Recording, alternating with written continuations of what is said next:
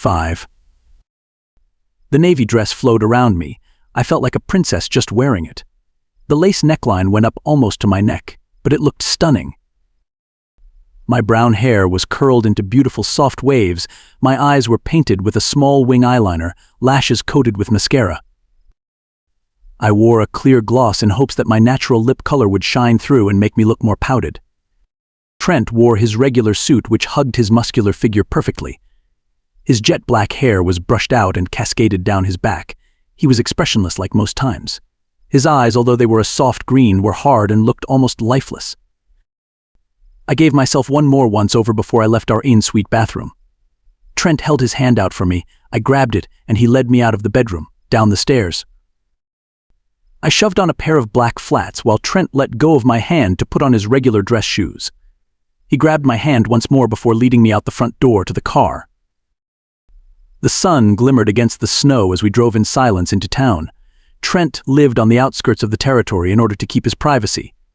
It took us only a few minuets to reach the town. Everything was clean and tidy, even though snow covered most parts of the town. Only a few people were out and about, but they were all heading in one direction, the theater. Trent told me that the theater was where most pack meetings were held. It had a stage and seats for everyone. Trent helped me out of the car once we had found a parking lot. Although he was a very traditional male, he was a complete gentleman. He held my hand and guided me inside the theater. In the lobby we were greeted by a few pack members who bowed their heads. Trent ignored their submission and continued to guide me into the theater where most of the pack members were seated. They stood as soon as Trent and I entered. I suddenly felt very small and anxious, like I just wanted to be swallowed up by the floor. Trent squeezed my hand as a gentle reminder that everything was going to be okay. I took a deep breath as we walked down one of the aisles to the stage. We waited in silence for the rest of the pack members to arrive before Trent started. On stage we weren't alone. Trent's parents and a few elders were standing on the sidelines watching our every move. Trent squeezed my hand again. I looked up at him to see him looking back at me with a ghost of a smile. "Ready?" he asked. I didn't trust myself to speak, so I just nodded. I turned my head back to the people in time to see Michelle, Trent's mother, approaching us. She was wearing a beautiful black dress that hugged her curves well. Her black hair was pinned up in a beautiful bun on top of her head, and she was smiling from ear to ear at me. I couldn't help but return it. "Alice," she greeted me with open arms. "Hello, Michelle." I wrapped my arms around her. "Are you ready for today?" she asked. I nodded. "Did Trent explain to you how this ceremony works?" I shook my head. She shot her son a glare before turning back to me with a smile. "Have you ever been to this kind of ceremony to know what happens?" I thought about it for a second. I really hadn't. Alpha Carlson's son had not yet attended a mating ceremony, nor did he receive the alpha title yet. "No," I finally responded. Michelle shot her son another glare. "Did you seriously not go over anything?" she snapped at her son. Trent didn't even flinch. "I didn't have the time," he shrugged. "Did you remember the rings?" she continued. Trent nodded. "Since we have a few minutes, I'll tell you what's going to happen." Michelle smiled down at me. "When everyone is here, you and Trent will greet the pack together. Then Trent will introduce you to the pack before you do the official initiation." She turned to Trent. "Your grandfather brought the blade you liked." "Thanks," Trent grumbled out. "Okay, next, after all the introductions, Trent's grandfather, Ralph, will cut both your palms and tie them together before you state a vow. Don't worry, Trent's grandfather will help you." She spoke as soon as she saw my worried look. "Once you have spoken the vow, Ralph will untie you so you can sign the marriage certificate. Then Trent will pick you up and carry you to the reception." She smiled. It was so much to take in all at once. I knew being a Luna would involve being public a lot, but at the same time, I hated being in front of people I didn't know. I trusted Trent's pack. I knew if Trent didn't trust them, then he wouldn't have picked me as a mate or brought me to the ceremony. He probably would have fought to keep me in the house at all times and asked the elders to perform the ceremony in the safety of our own home. "Is that everyone?" Trent spoke. I broke out of my daze to see the theater seats were filled and nobody was coming in anymore.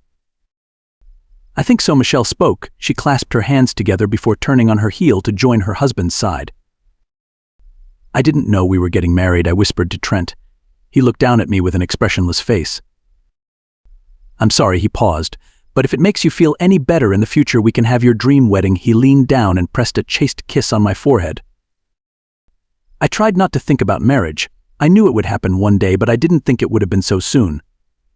Trent pulled me out of my overwhelming thoughts by tugging gently on my hand towards the podium that sat at the front and center stage. I stood on the left beside him. His large hand held mine gently. Occasionally he would run the pad of his thumb across my knuckles in a soothing way. "Good afternoon," Omega's Trent greeted. The pack in unison replied back with a "Good afternoon." Alpha Trent continued. "As you may know, I recently chose a mate at the mating games ceremony. Today I would like to introduce you to Alice Welch, the new Luna of this pack."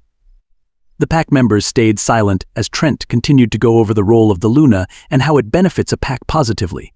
I was pulled out of my thoughts by the mention of Elder Ralph Valentine, Trent's grandfather. Ralph was fairly tall. He wasn't as tall as Trent, just a few inches shorter. He looked strong for an older lad, but he was an ex-alpha, so I wasn't too surprised. He had short gray hair and pale, wrinkled skin. He approached the podium and adjusted the microphone that didn't really need to be there. Trent and I stepped off to the side until Ralph motioned for us to come forward. Ralph adjusted the microphone so it was closer to us before reaching into his suit jacket to grab a dagger-like knife in a sheath. "Alpha, please raise your left hand. Luna, please raise your right." Ralph was straight to the point as he pulled the blade out of the sheath. The dagger was black with a shiny silver blade. On the handle it had a beautiful navy-colored gem that sparkled in the light. Ralph threw the sheath to the side. "Luna, please hand me your ring for a moment. Alpha, please give me the rings." Ralph held out his hand. I hesitantly pulled off my engagement ring before placing it into the elder's hand. Trent pulled a black velvet box out of his suit pocket and handed it to the elder. The elder placed the rings on the podium before turning his attention back to our revealed hands. He grabbed my hand first and pressed the blade into my palm until it drew blood. The metallic liquid flowed out fast and started to dribble onto the floor as the elder did the same to Trent's hand. Ralph placed the knife on the podium before pulling a navy blue ribbon out of his suit pocket. He pushed our bloodied hands together so our wounds touched. With quick precision, he tied the ribbon around our hands. He then snatched the rings off the podium and held them delicately in his hands. "Now, Alpha, repeat after me. I, Alpha Trent Valentine, accept you, Alice Welch, as my mate and my Luna. I promise to be faithful and put you before myself." Trent looked into my eyes. I felt my heart flutter in my chest. "I, Trent Valentine, accept you, Alice Welch, as my mate and my Luna. I promise to be faithful and put you before myself." I felt a spark through my hand as he said the words, and as my eyes filled with tears. "Luna, please repeat after me. I, Alice Welch, accept you, Trent Valentine, as my mate and as my Alpha. I promise to be faithful and to put this pack above all." I sucked in a deep breath before I repeated the words. I saw Trent's eyes light up as soon as I finished and took another breath. Ralph untied our hands, and instead of throwing it away as I expected, he lazily tied the bloodied ribbon around my left wrist. I didn't question the strange action. Instead, I focused my attention on Trent, who had started to sign the marriage certificate. He was so tall, he had to hunch over to rest his forearms on the podium so he could sign the certificate. Once he was done, he handed me the pen. I stepped forward and scribbled my new name on the sheet, Alice Valentine. Ralph opened the velvet box and pulled out a dainty silver band and handed it to Trent along with my engagement ring. Trent gently grabbed my left hand and slid on both rings. Trent let my hand drop before Ralph gave me a silver band obviously fit for a large man such as Trent. I grabbed his left hand before placing it on his ring finger. Before I could let his hand drop, Trent grabbed and pulled me to him. He placed a firm kiss to my lips. He held our lips together for a hot moment before pulling away and gently scooping me up bridal style. "I now proudly introduce Alpha Trent and Luna Alice Valentine." Ralph's voice boomed across the room. All the Omegas stood up and cheered. Trent didn't wait for a second longer before carrying me off stage to the large metal doors. Sebastian rushed over and held the door open for us, so we smoothly left the theater. We walked by ourselves in silence for a long time. My arms were slung around Trent's neck while his hands were around my back and under my knees. "I don't feel any different," I blurted out. About Trent growled. "Being married, I thought I would feel different, but I don't." "That is expected. It is just a piece of paper," Alice Trent grumbled. "We control how we feel and how this marriage turns out." I managed a quiet "oh" before the silence washed over us. We walked for a while until we reached a very large, beautiful white house. The trim around the windows and door was black, as well as the door itself. People lingered around the house, some with lit cigarettes and some without. When they saw us approach, they all bowed their heads. Trent carried me until we reached the front door. He gently placed me on my feet before opening the large black door. "You guys made it," Michelle's voice greeted us. I looked up to see she was carrying a tray of what seemed to be wine glasses filled with red and white wine. Trent greeted his mother with a hug before grabbing a glass of red wine and making his way back to my side. "Your father needs to speak to you in his office while I speak to your new bride." Michelle smiled before shooing off her son. He looked at me as if to say, "Behave yourself," before leaving my side to make his way up a set of stairs nearby. Michelle led me to a crowded kitchen. "What do we have to talk about?" I asked her. She smiled before she placed the tray on a nearby table. She picked up a glass of white wine and handed it to me before she grabbed herself one. She then led me to the living room where a few people lingered and talked. She made us sit in the corner where two very comfortable wingback chairs sat across from each other. "So how does it feel to be married now?" she questioned as soon as we were seated. "I don't feel any different. I feel like I should have, but I just don't," I sighed. She swirled the wine in her glass before taking a sip. "I was like that with Trent's father, Brian," she smiled. "I loved him, but once we got married I thought that my love would change, but it didn't, and it scared me," she admitted sheepishly. We sat in silence for a moment before she took a deep breath in and knocked down the wine in a couple gulps. I was not educated much on alcohol, but I did know that wine was meant to be sipped slowly. I was very confused by her sudden need to gulp down the substance. I knew I wasn't going to drink my glass, so I cautiously held it out for her. She graciously grabbed it and gulped it down as well. "I need to tell you something now that you are married to my son," she sighed as she set the empty wine glasses on the table in front of us. I cocked my head. "I didn't really raise him," she admitted. "His grandparents did." "You mean like Ralph and his wife?" I sat straight. She nodded, ashamed. "I wasn't a good mom, nor was I a good Luna. I didn't beat him or anything. He was safe with me. It was more his father. His dad was always shoving the alpha thing down Trent's throat to the point Trent was having panic attacks. Instead of standing up to my husband, I sent him to his grandparents. I deeply regret it." Part of me lost some respect for my new mother-in-law, but at the same time I knew she only did what she thought was best for her son. He turned out cold and emotionless, probably from feeling abandoned by his parents at a young age. Then, at 18, his father decided to retire, so he was forced into the position. Nobody believed he could do it, so he turned into an emotionless monster, Michelle confessed. "Trent does love his pack. I know he loves you too, but I also know he probably has a hard time showing it." She looked down at the floor.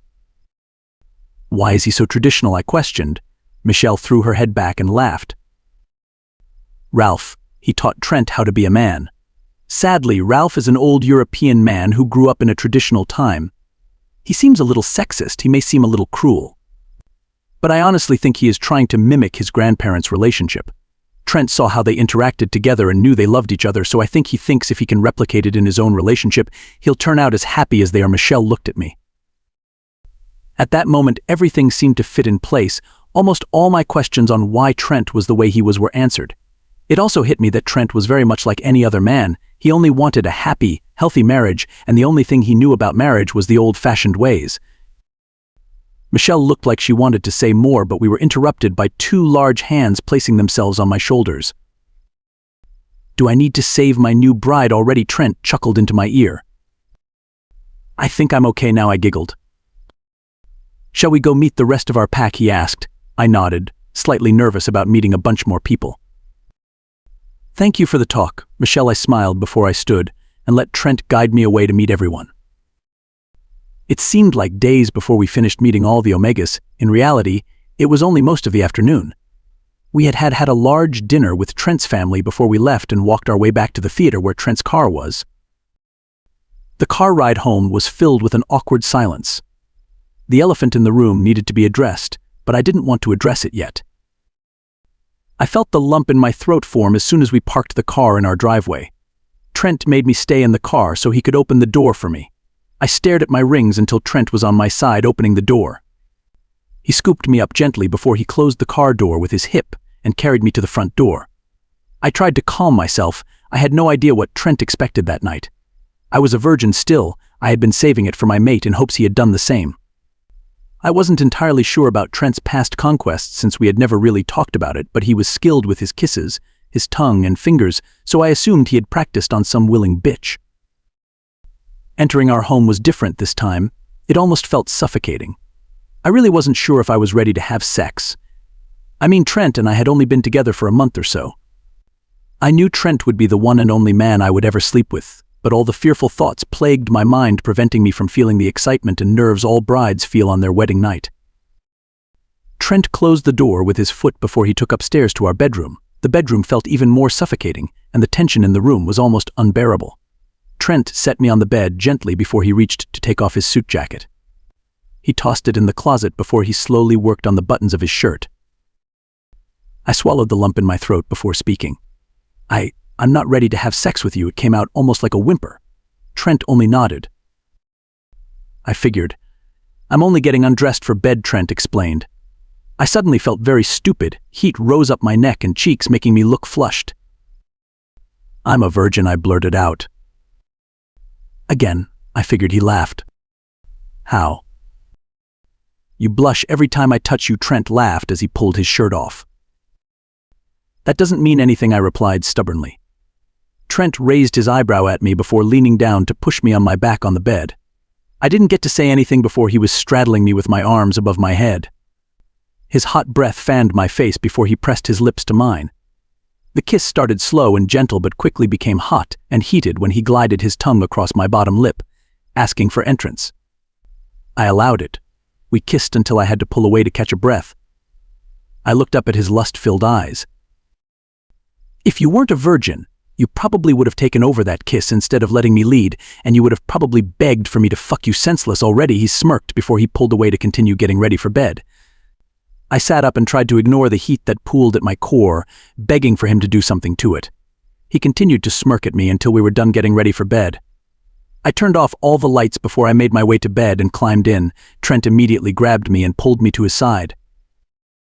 Good night, my little bride, he whispered before he kissed me on the forehead. Good night, my pain in the ass husband, I mumbled before I fell into sleep's warm embrace. 6. It was 6 a.m., the day after our wedding, when Beta Sebastian barged into our bedroom, sweating. He was in a pair of gray sweatpants and a white wife-beater tank top. Trent shot up in bed, which made me wake up.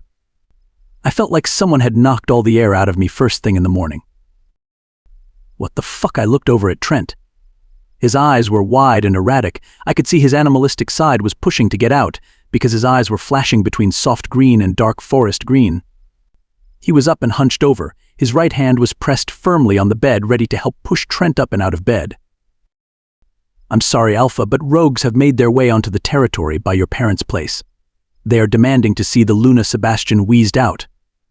Over my dead fucking body, Trent growled out. Why do they need to see her?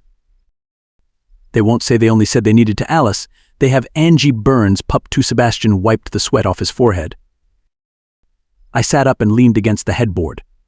Trent's erratic eyes turned to me. We have to go, I told him calmly. He let out a low growl. I won't allow stupid mutts to control us.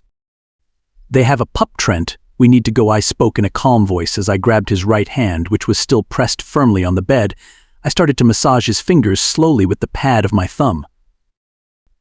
I don't want you to go. I will go. Trent pulled his hand away and started to get out of bed. Sebastian, get out. Sebastian nodded and quickly left the room, closing the door behind him. Trent, I need to go. They asked for me. I tried to reason with him. He just ignored me and walked to our closet. Trent, I shouted after him. I threw the blankets off me and followed him into the closet. He turned his attention away from his clothes to me. You aren't going, he growled. I need to. I will let you stand by my side, I reasoned. I just can't just sit here knowing an innocent pup could die all. Because I didn't show up, I felt the tears start to rise.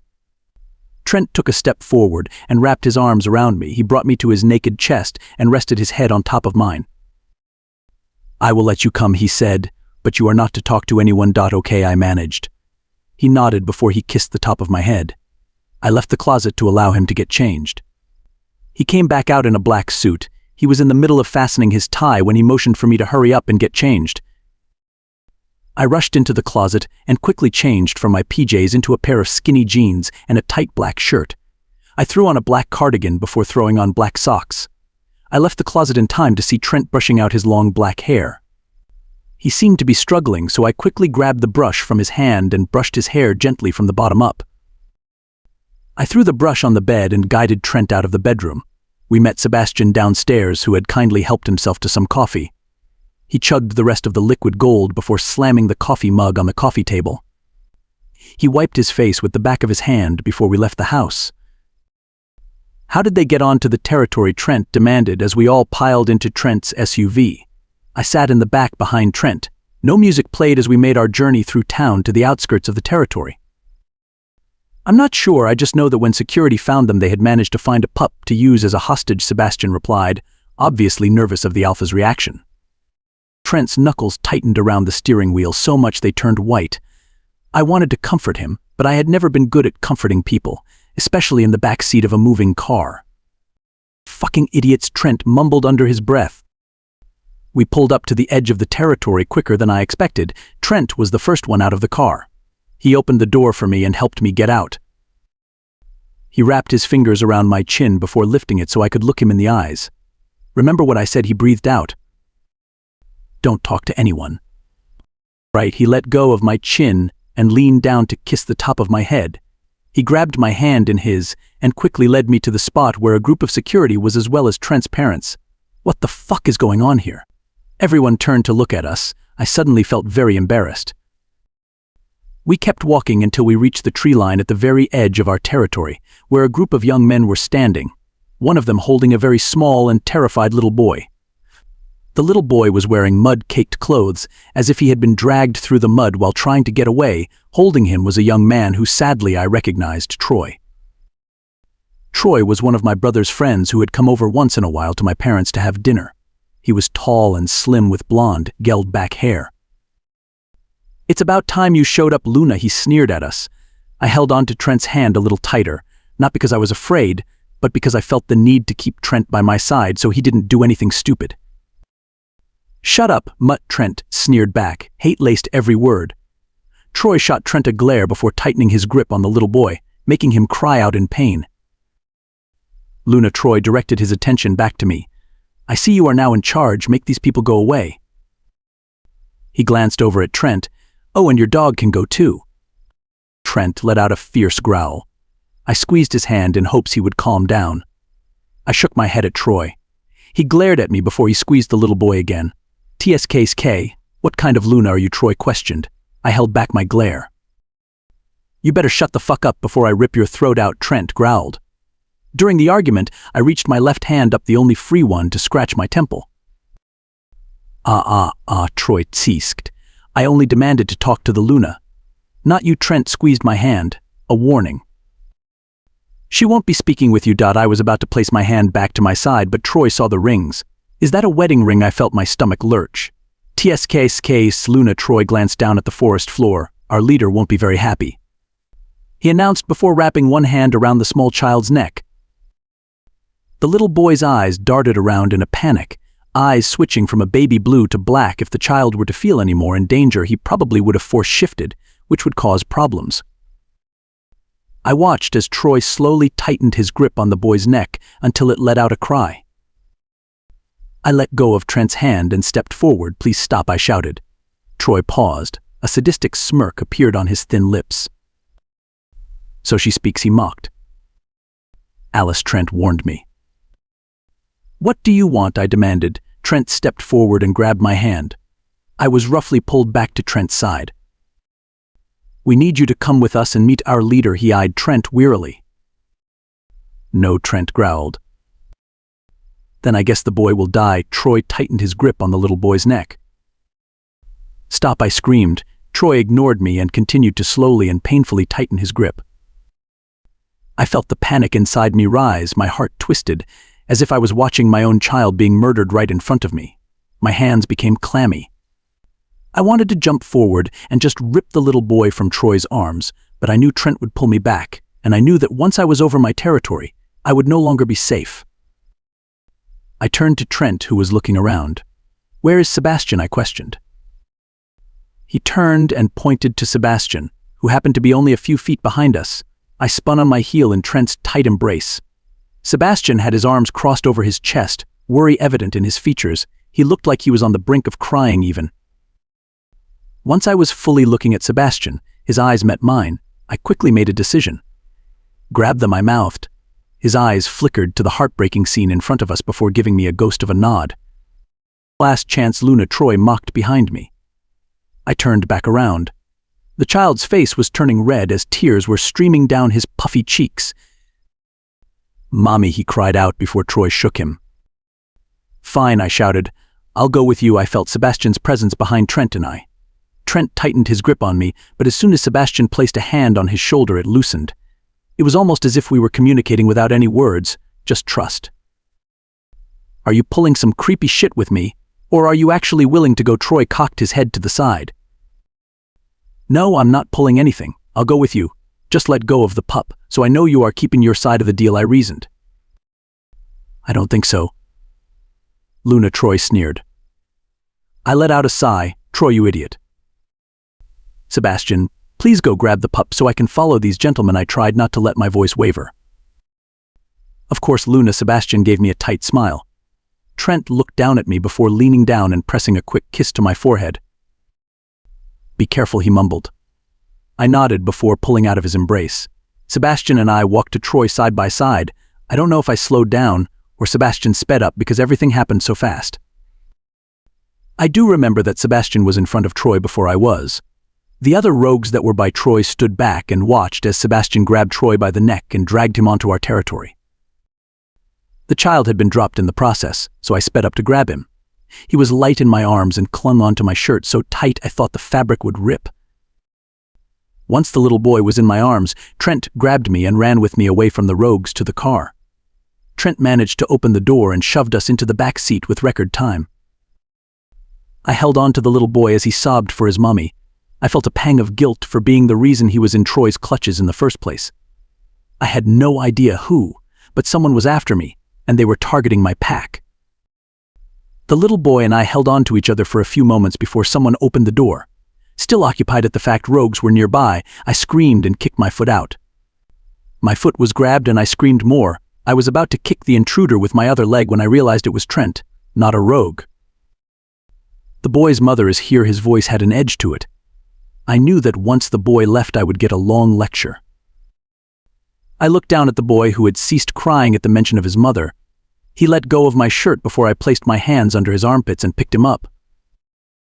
Trent helped me out of the SUV and led me straight to the little boy's mother. She looked exactly like the little boy. She had bright blue eyes and blonde hair. Her eyes seemed brighter only because she had obviously been crying. "Mommy," he screamed in my ear once he spotted her. I winced at the sound before setting him gently on the ground so he could reunite with his mother. I watched as the little guy ran to his mother with open arms, screaming "Mommy" over and over again. She wasted no time in grabbing her pup and hugging him to her chest before letting out a sob into his mud-caked shirt. "I'm sorry," she cried. I heard him give a little, "It's okay, Mommy," before she looked up at us. "Thank you, Alpha and Luna." She bowed her head before walking off. I watched them for a moment, oblivious to the fact that Trent was looming over me with a wave of intense anger. When I turned to face him, he was looming over me with anger written on his face. "I told you not to speak to anyone," he growled. I sucked in a breath, preparing for the worst. I should be fucking furious right now. "You are." I should be yelling at you. I should be telling you what a fucked up thing that was. But honestly, I fucking can't, because in the end a rogue is dead and a pup is back home safe, all because you thought quickly. I let out a sigh of relief as he placed his hands on the side of my face. He leaned down and pressed a gentle kiss to my lips. "I'm sorry," I mumbled against his lips. "Don't be sorry, just don't put yourself in harm's way ever again," he sighed before hugging me to his chest. "I want to go home," I mumbled. We didn't speak as Trent guided me back to the SUV. We didn't wait for Sebastian to come back, we just sped back home. Since we had been woken up at 6 in the morning, Trent let me go back to bed while he went to work, although I had to promise to get out of bed at a decent time. I lazily agreed. I spent only until 9:30 in bed, the time I had woken up every day when I was at home. The thought of my old home left a pang in my chest. Without thinking, I reached for my cell phone off the night table and dialed my old house number. After a few rings, I heard the familiar voice of my mother. "Hello," her icy voice greeted me. "Hi, Mom," I forced a smile. "What do you want?" I paused. What did I want? I just had a bad morning, I quickly came up with. "That's not good." She did not attempt to sound sympathetic. I should have hung up the phone that day, but I didn't. "I saw Carl." "I know," he told me. "What do you mean he told you?" I gasped. "A boy has to talk to his mama sometimes," she mocked. "How did he call you?" "He's rogue. I don't think they have cell service to call. He didn't call me," she spat. "He came to visit me." She sounded slightly proud. How I paused. "He is a rogue. If Alpha Carlson thought you were letting rogues on his territory, he might kill you." "He would never. I know how to cover him up." "You are crazy," I exclaimed. "And you are a whore," my mother spat. My mother, the one who raised me, cared for me, brushed my hair, and fed me, just called me a whore. "I'm not a whore," I stuttered. "Carl said he smelt the alpha all over you. I told you this would happen." "I did it to protect my pack." Alpha Carlson said that if I didn't go, bad things could happen. I felt the tears run down my face. My heart clenched and unclenched itself, almost as if my mother's rejection had given me a heart attack. "Well, look at what trying to be a hero got you." I paused. Where had it gotten me? Sure, I left my pack, but I found my mate. Most females do. I hadn't died. Yes, I had been scared out of mind sometimes, but he never put his hands on me with an effort to cause me pain. I knew that Trent would be the only one I would be with for the rest of my life. Was it so bad? No. My mother showed me no sympathy. "You should have gone with Carl when you had the chance. Please don't call this number again." Then the line went dead. I sat on the bed and sobbed. My own mother no longer wanted me. My father no longer cared. It was evident when he didn't even wish me a happy birthday. Instead, he wanted Carl. I knew males were valued in our world, but I had honestly hoped that my parents' love would push that boundary. I moped around for the rest of the day. I didn't make a big meal for dinner like I always tried to do. Instead, I made a casserole. I spent most of the day mourning my family as if they had died. Trent was late getting home that evening, which was surprising because he was always home by 6 o'clock for dinner. I made our plates and sat at the breakfast bar and waited for him. It wasn't long before he walked in. He was covered in a layer of snow from being outside. He had a small smile imprinted on his lips and a bag in his hand. "Sorry I'm late," he started before he strolled into the kitchen. I smiled at him. He made his way to me and placed the bag on my lap. "I got us something to do," he smiled before he pressed his lips to mine. "What is it?" I asked. "Open it, and you'll find out," he chuckled. I reached into the bag and pulled out a box. I looked on the front. 500-piece raccoon jigsaw puzzle. The picture was of 2 adorable raccoons holding apples while making an adorable little face. I smiled up at him before I grabbed his tie and gently tugged on it, so he leaned down. I gently pecked his lips before blushing. "We can do it after dinner," I smiled before letting go of his tie. He smiled before leaning down and giving me another kiss before he sat in his seat to start eating. We ate in comfortable silence. It had been a long day for both of us. I had noticed that, unless there was a severe situation, then we didn't really talk much. It didn't bother me only because I had always been a quiet person. We finished dinner, and I cleaned up while Trent has his shower. He came back down in a pair of jeans that hung low on his hips, showing a slight V, the one every girl goes crazy for. He smirked before sitting in his spot with the puzzle box in front of him. He was eyeing it with some sort of admiration. "So why are you all of a sudden into puzzles?" I questioned as I threw the dish towel on the hook in our kitchen. He shrugged. "I thought it would be something you would enjoy, especially since it is our honeymoon." I nodded at him before taking a seat on his lap. He gave me a look of surprise before shrugging it off and turning his attention back to the puzzle box, which had yet to be opened. Piecing together the puzzle was super fun. We made nice small talk. At some point halfway through the puzzle, I had shifted on Trent's lap. Almost immediately something shifted underneath my butt. I froze for a split second before I turned to see a flushed alpha male. I smirked at him before turning back to the puzzle. He wanted me, and that stirred some sort of longing in me. I wanted to want him too. I was pulled out of my thoughts when Trent leaned down and placed a hot kiss on the nape of my neck. A wave of heat made its way to my core. He continued to kiss the spot before nipping at it.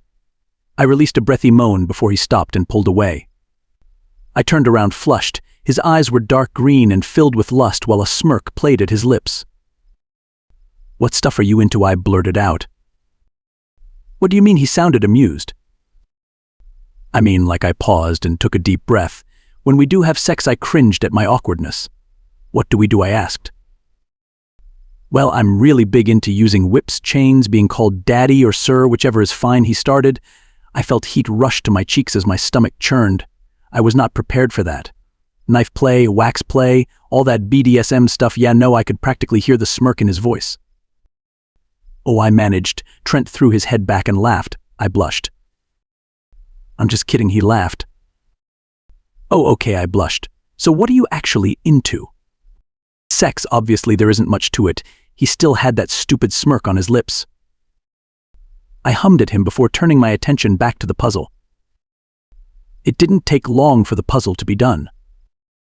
When we were done, we unpieced it and put it back in the box. He carried me to the couch where we cuddled and watched TV like a normal couple the rest of the night. Every once in a while, Trent would place a gentle kiss on the top of my forehead or on my temple. 7. Like the morning before, Sebastian was in our house this time for our coffee. It was quite surprising when Trent and I slid downstairs to find Sebastian at our breakfast bar sipping on the liquid gold. He was wearing a gray suit with a baby blue tie. His blonde hair that usually rested on his shoulders was tied up in a low ponytail. "How did you get in here?" Trent asked as he poured his coffee in his usual travel mug. Sebastian's eyes flickered to me. "It's a secret," he smirked. Trent rolled his eyes at his childish beta. "Did you seriously come here for coffee again?" I asked. Sebastian nodded. "I was out, and you always seem to have coffee on." Sebastian looked back down at his cup. Trent leaned onto the counter. He looked drop-dead gorgeous. His posture was relaxed with one leg crossed over the other.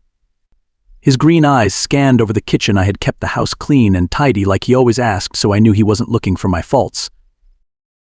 Ready to go beta, Trent pushed himself off the counter and straightened up his suit. Yup, Sebastian stood from his seat to put his coffee mug in the sink. Once he did that, he made his way out of the kitchen to the front door. Trent stayed in the kitchen with me. He placed his travel mug on the breakfast bar before making his way to me. He placed his large hands on the sides of my face before leaning down and giving me a very passionate kiss. I leaned into the kiss. His lips were warm and soft.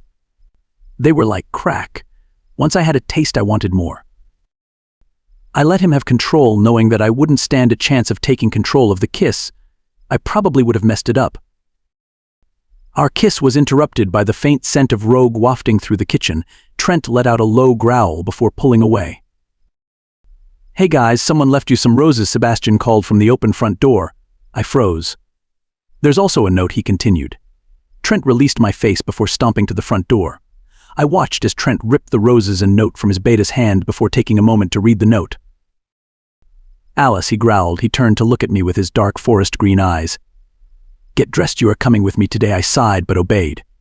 That meant I would have to wear a nice dress instead of my usual jeans or sweatpants. I didn't mind a dress, but it was still winter and I would have to be outside at some point. I ignored my urge to get coffee and made my way past the men up the stairs. I dressed in a nice black dress I packed from my old home. My heart cramped at the thought of my old home. I ignored the urge to cry as I sipped it on. I brushed out my brown hair before I made my way back downstairs. I grabbed a couple of my books before following Trent and Sebastian out the door. Sebastian rode to the office in his own car, while Trent and I took his SUV. The drive was silent except for the occasional clang of Trent's travel mug when he lifted it to take a sip of his coffee. Driving to the office didn't take too long. It was on the edge of the city in a tall glass building. It reminded me of the gray office from 50 Shades of Grey, but the building didn't contain a stalker BDSM-obsessed human. It was the workplace of a crazy alpha. That day it also became my reading nook. Trent helped me out of the SUV and carried my books for me. Inside the building, it was warm, warmer than the inside of our home. Trent held me by the hand and walked me past everyone to the elevator. Sebastian caught up with us, and even rode the elevator with us. Trent's office was on the top floor. His office was black and gray, which was not surprising. The floor was covered in a dark gray carpet. The walls and desk were black. The windows had gray curtains that were opened, letting in natural light. In front of the window was his mahogany desk covered in papers. In the right-hand corner was a leather couch. I wasted no time in grabbing my books from Trent so I could curl up on the couch in the corner.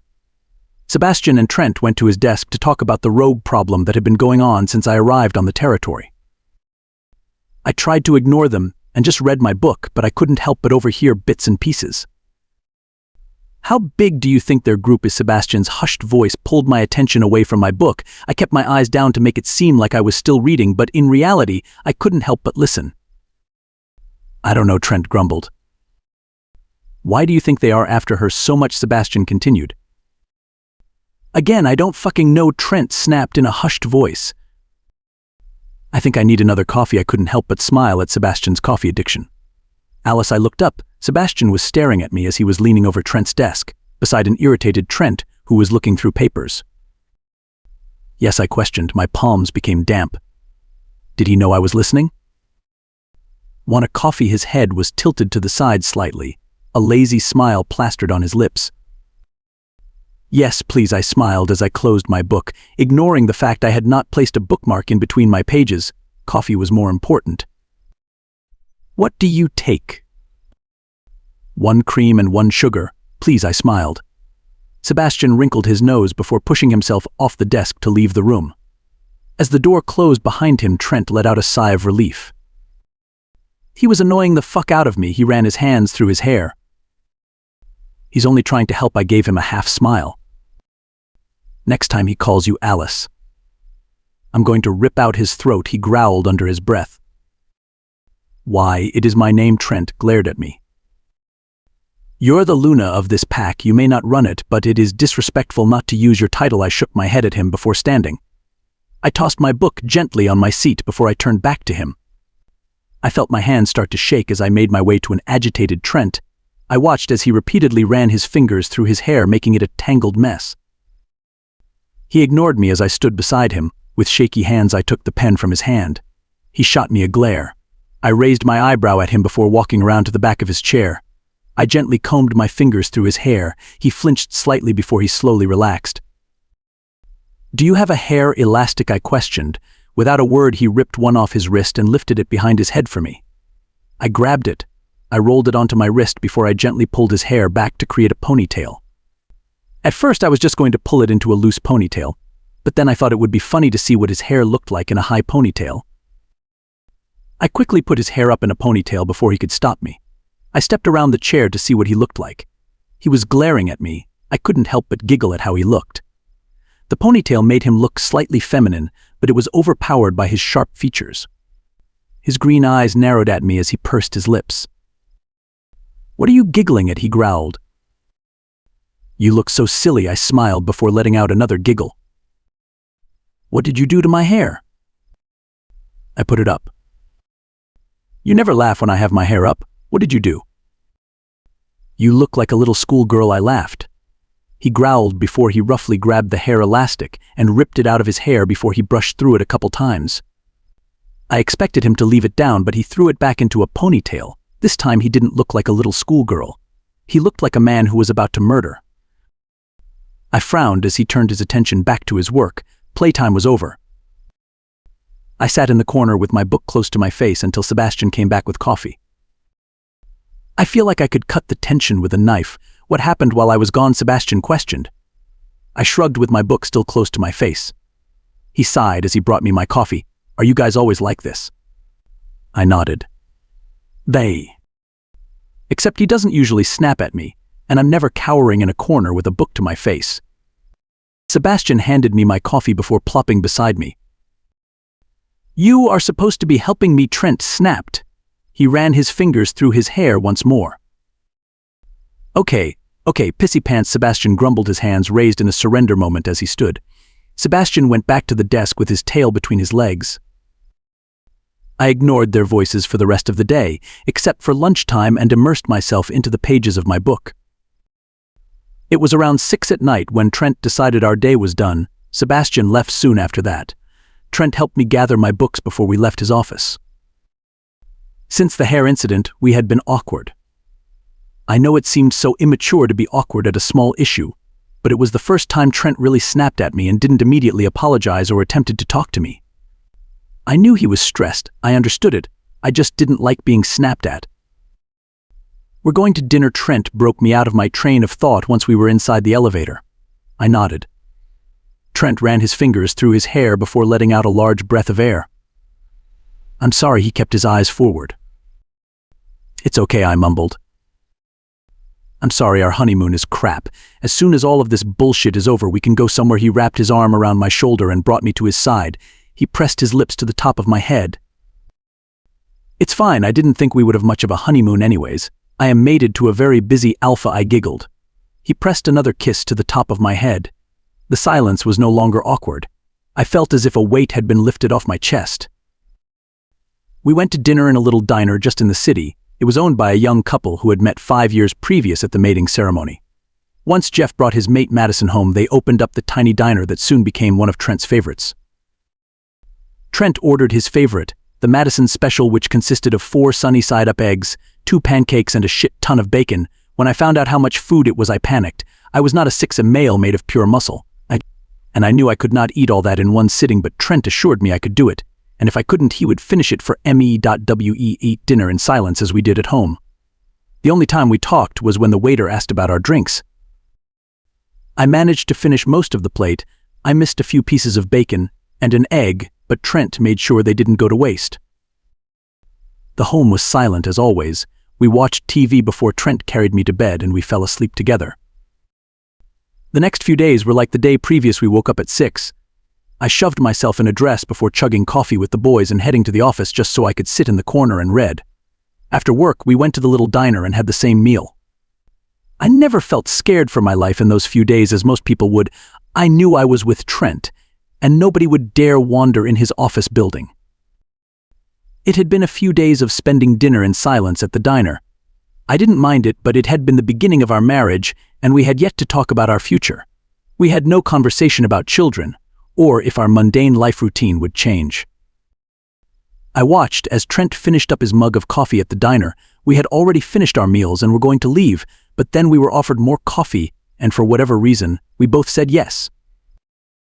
I decided it was the perfect time to talk about us. "I have a few questions." I watched as his eyes flicked up to meet mine. Ask away. His voice was a little husky, and it struck something in me. "Do you expect kids soon?" He looked taken aback by my question. "I would like a couple, a son especially, but our relationship isn't even close to being ready." He sipped his coffee. "I guess you have a point," I mumbled. "What would have happened if I demanded children right now?" he asked. His green eyes hardened slightly.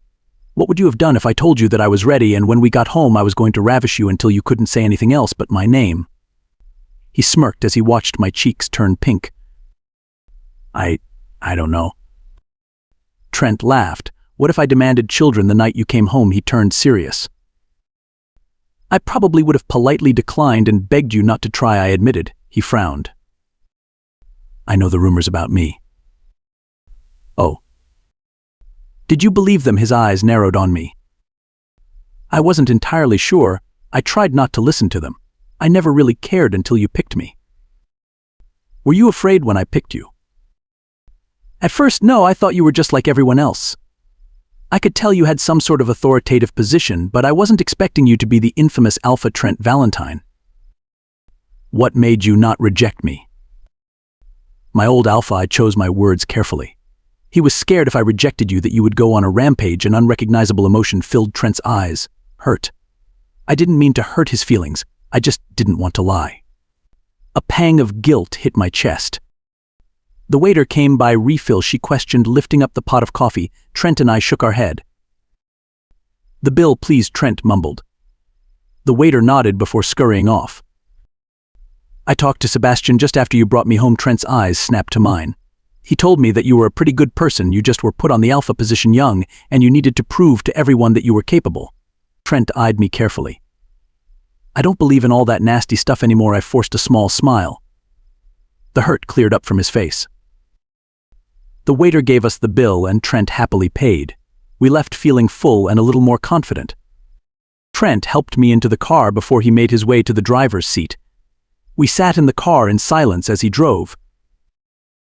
"I think we should move to the pack house for a while." Trent kept his eyes on the road. "Why?" I asked. "We live on the edge of the forest. It is getting harder to get to the rogue attacks from home. Plus, I know you don't want to be in an office all day while you could be home doing something else," he explained. I knew I didn't have much of a choice in the matter, so I just agreed. We stopped at home to collect a few things for me before we left to go stay at the pack house. Trent explained that the pack house was just a short walk out of the city. It was basically just one giant house with multiple apartments like humans had. It had a pool in the backyard and a few extra activities for the residents.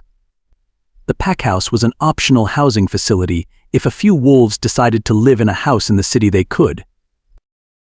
The pack house was quiet when we pulled up. Trent made sure that everyone was respectful at all times, so I wasn't surprised. When we entered, we spotted a few people lounging around, but they were quiet and respectful, so Trent let them be. Trent led me up the large staircase that seemed to spiral up to the roof. Trent explained in the car that we would have our own little wing where nobody was allowed in, so we would be safe. When he said wing, I expected a small section of the mansion-like house, but it ended up being the entire top floor. The only way to get to it was to climb the tall staircase to the top where a huge door was. We had to unlock the giant door, and then we had to walk down a little hall to get to the actual door to the apartment. The apartment was so huge it could have been mistaken for a penthouse. On the left side was the kitchen. It seemed to be as big as our kitchen back home with a small kitchen table meant for 4 people. On the right was a closet for our shoes and coats. To get to the huge living room, we had to walk past the kitchen. Everything was black, white, and gray, just like his office. To get to the bedroom, we had to walk through the living room to a small hallway. On the left side was a bathroom, and on the right was our bedroom, which was as big as the one at home. After kicking our shoes and coats off, we dropped my stuff on the couch and got ready for bed as usual. Trent was wearing only his boxers, while I only wore one of his shirts he had left from the last time he was there, and my underwear, which happened to be black, lacy, and barely covered my ass cheeks. The best part was I was pressed up against Trent all night because he wanted to spoon. Our first night at the pack house went fairly smooth, or so I thought. I had woken up to Trent tightening his tie around his neck. His long black hair was already brushed out and hung down his shoulders. His green eyes appeared soft. He was thankfully relaxed. I sighed in relief before I sat up against the headboard and stretched out my limbs. Trent's eyes snapped to mine. He had a small smile on his lips that warmed my heart. "How did you sleep?" he asked as he loosened up his tie. "Good. I need to introduce you to someone, so please get ready." He smiled before he grabbed his coffee mug off the dresser and left the room.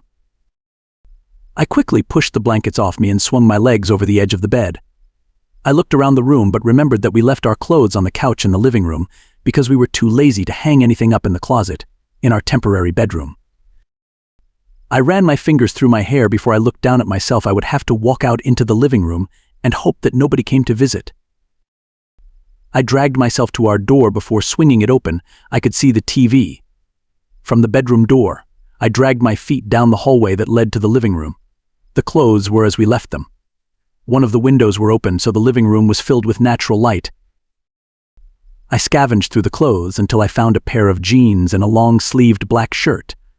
I ran back to the bedroom and changed before I met Trent in the kitchen. He was leaned against the sink scrolling through his phone before he looked up. He gave me a smile before he shoved the phone in his pocket. "You look nice," I smiled. "Thank you." He stopped leaning against the sink before he beckoned me over with his forefinger. I approached him. He gently grasped my arm and brought me to his chest. He buried his face in my hair before kissing the top of my head. "What am I supposed to do today?" I asked into his chest. "Just relax," he mumbled into my hair. I nodded before I wrapped my arms around him, or at least attempted to. He leaned down and kissed me before someone knocked on our front door. We paused. Who was knocking on the door? I pulled away from Trent before he made his way to the front door. Thankfully, the door was right beside the kitchen because I could hear everything. "This was left at the door for you, Alpha," I heard a man say. I didn't recognize him. "Thank you, Richard," Trent growled. "Please come in." I tried to act natural as Trent brought the mail into the kitchen. The man beside him was shorter. He reached about Trent's shoulders. He had short, shaggy brown hair and was wearing a pair of slacks and a nice black button-up shirt. His brown eyes seemed empty, almost as if someone wiped away all his emotions. In his hands were half a dozen red roses with a black string wrapped around them. "Good morning, Luna," he gave me a lazy smile before he bowed his head. Trent stayed emotionless as he stared down at the man. "This is my Gamma, Richard. He is going to be your guard," Trent explained. "Okay," I mumbled while I stared at the red roses. "Who are those from?" Trent let out a small growl. "The fucking mutts managed to get up here without one of my pack members knowing," Trent growled out. Richard's eyes seemed to twinkle for a split second before it went away. "Richard was only supposed to be your guard if you needed to leave the wing, but since they fucking managed to deliver these." He motioned to the flowers with his hand. "Then he will now be your guard all day, every day until we can sort this rogue crap out." Trent ran his fingers through his hair. I ignored the curious look on Richard's face while I shuffled towards my husband. I wrapped my arms around Trent and buried my face into his chest. I probably wrinkled his suit jacket a little bit, but I didn't care. My mate needed a hug, and not from Richard either. It took him a moment before he wrapped his arms around me and pressed a kiss on top of my head. "Everything will be okay," I whispered. He nodded. "You may have to go shopping. I haven't been here in a few months, so there isn't any food here," Trent spoke as he stood up straight. I released Trent from my grip as he started to dig into the pocket of his slacks for his wallet. He pulled it out and opened it. He grabbed a plastic card and handed it to me. "I'll be back at the usual time," he said before he turned to Richard with an emotionless face. "Thank you," Richard nodded before bowing his head. "It is an honor to be guarding the Luna. Thank you for trusting me, Alpha." Trent didn't say anything. He just pressed a kiss to my forehead before he left the kitchen. Richard and I sat in awkward silence as Trent pushed his shoes on and tossed on his jacket. Trent came back into the kitchen to let Richard know he was supposed to be outside the apartment unless I called for him. I guess he didn't even trust his own people. When they left, I placed the card on the counter before I cleaned up our clothes from the couch and hung them up in our temporary closet. I sat for a while and watched TV before I decided that it was probably best to go grocery shopping. I pushed myself off the couch and searched for my phone. When I found it, I shoved it in my back pocket before I went to the kitchen to grab the card. I shoved it in my front pocket before I went to our coat closet by the door and found my coat and boots.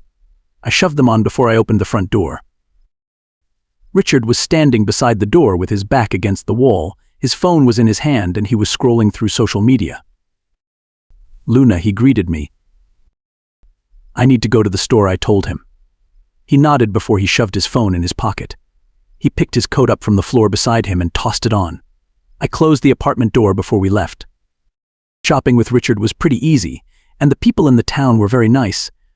I felt a little weary with Richard, but Trent assigned him to me, so I had to trust Trent.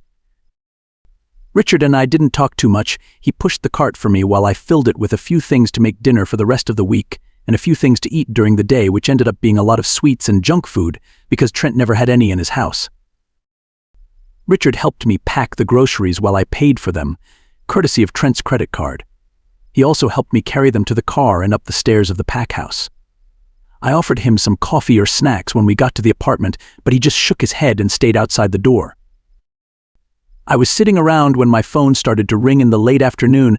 I knew it wasn't my family. They no longer wanted to be associated with me. When I pulled my phone out of my back pocket, Trent's name was across my screen in bold letters. I answered. "Hello," I smiled. "Hello," his rough voice greeted me. "Is everything okay?" I was concerned. Trent never called me. "Everything is fine. Is everything okay with you there?" he asked. "Yep, I cleaned up and did some shopping. Other than that, I have been lazy," I giggled. "That is good." I could hear the small smile in his voice. "Work is okay." "Yes, Sebastian is being a pain in my ass as always, but nothing out of the usual." I could hear Sebastian's voice disagree with Trent before Trent hushed him. "A light. I think I should go now. I miss you and I'll see you when I get home," Trent smiled. "A light. See you when you get home," I smiled back. "Bye," he mumbled before he hung up. I sighed while I placed my phone on the coffee table. I knew Trent would be home soon, yet a small part of me felt sad he wasn't on his way home right then and there. I knew I was slowly growing attached to him, He was my husband, and we were going to spend the rest of our lives together. I knew Trent had feelings for me, he just didn't show them like a regular male. He kissed me every day and hugged me occasionally. Part of me questioned if we loved each other. I mean, we had only been together for 2 months, and we were comfortable with one another in a way. He had done sexual things in those 2 months, but sex isn't always love. The rest of the day was pretty boring. Richard never bothered me. I tried to get him to have a snack, but he still refused. For dinner I made another casserole. It seemed like I made them a lot, but I knew Trent always enjoyed them and they were filling. I knew he needed that, especially since I didn't really see him eat a lot at the office. Trent walked in looking exhausted that night. I felt bad for him since I knew that I was a big reason why. I didn't know why rogues were after me. The only thing I could come up with was that they wanted to hurt Trent. Trent was a powerful alpha. He had the army and the means to hurt anyone he wanted. He brought fear to people, but not everyone is afraid. A lot of people hated Trent for hurting them, or people they loved. I couldn't wrap my head around the fact that they wanted to hurt an innocent person just in an attempt to hurt Trent. I didn't speak, I just greeted him with a kiss. I took his coat and pushed him towards the kitchen where our plates waited for us. I could hear Trent's fork hit the plate as he started eating right away. I smiled as I hung up his coat and pushed his shoes into the tiny closet. I may have been a runt, but at least I could cook, and my husband always enjoyed it. It was odd to refer to Trent as my husband. It was such a human term. Werewolves did marry, but that was only because we couldn't really mark each other unless we had sex, and even that scent only lasted for a little bit. I probably smelt like Trent only because we shared a bed every night and I was always pressed up against him. I didn't speak to Trent as he ate as usual, although this night it was awkward. Trent's aura seemed to shift. He wasn't his usual self, and that bothered me. He didn't seem like the tough alpha that ran his pack with an iron fist. His shoulders were slouched and a frown seemed to be permanently printed onto his face. We didn't speak all night. We even went to bed early. I wore just a t-shirt and my underwear again, while Trent wore his usual boxers. I was already in bed and ready when Trent got out of the bathroom. He looked somber, almost as if someone had died. He climbed under the sheets and immediately grabbed me and pulled me towards him. I didn't question anything as he buried his face into my neck. I knew he needed it as I started to brush my fingertips across his back. It only took a few moments before I felt a slight dampness on my neck as Trent's body started to softly shake. I pulled him closer to me and started to leave butterfly kisses on top of his head as I brushed my fingers along his back in hopes of comforting him. It took a while before his body stopped shaking and his soft snores filled my ears. I couldn't believe what had happened. It made me feel pity for the man in my arms, but I also felt a surge of respect to him. He had just showed me his vulnerable side. I expected the next morning to be awkward between us, but it wasn't. It was peaceful. The next few days had passed like that. We talked in the afternoon over the phone. I would make dinner, Trent would come home, eat, and then we would go to bed and I would comfort him until he fell asleep. He didn't always cry. Most of the time he just held it in. His body would shake as I glided my fingers along his back, but I never questioned what was wrong. I was afraid it would make it worse. It was the early morning when I heard Sebastian in our kitchen looking for coffee. That was the only reason he came to our house. I moved Trent off my shoulder before I climbed out of our bed. I threw on a pair of sweatpants from our closet before I dragged my feet to the kitchen. Sebastian was in fact there with a cup of coffee in hand with a small smile on his face. He was in his usual gray suit with a baby blue tie and black dress shoes. "Morning, Luna," he greeted with a small smile. "Morning," I yawned. I dragged my feet to the coffee maker and poured myself a coffee. I made Sebastian pass me the cream as I stirred in a spoonful of sugar. "So what is going on lately?" I asked him quietly. "Trent hasn't told you?" he asked me wide-eyed. His jaw dropped slightly. "No." "I can't believe it," he muttered. "What?" "How could he not tell you?" he continued. "What is he not telling me?" I asked. I was growing frustrated at his antics. "Rogues have been coming onto the territory and killing pack members every day for the past week." Sebastian turned to me with watery eyes. "What?" "Yeah, in broad daylight too," he yelled. "How could he not tell me?" I muttered to myself. "He may not want to worry you," Sebastian shrugged. I felt my eyes start to water. How could he not tell me? He had been getting phone calls. Teenagers and young adults are going missing, as well as pack supplies like cars, guns, ammunition, and food. I have no idea what is going on, but I assume everything is tied in somehow. Probably, I mumbled. I brushed away my tears before I started to drink my coffee. How could my own husband not tell me about all those pack members dying? Why were the rogues targeting pack members now, and why now? 9. Trent appeared in the kitchen. His hair was neatly brushed and his suit fit him like a glove as always. His eyes were no longer puffy and red. His eyes were their piercing green. They used to strike fear into me. He was capable of things I never thought were possible. The thought of punching someone in the face crossed my mind, but Trent actually killed people. I brushed the thoughts from my head. Trent was not that evil person I heard stories about at campfires and home.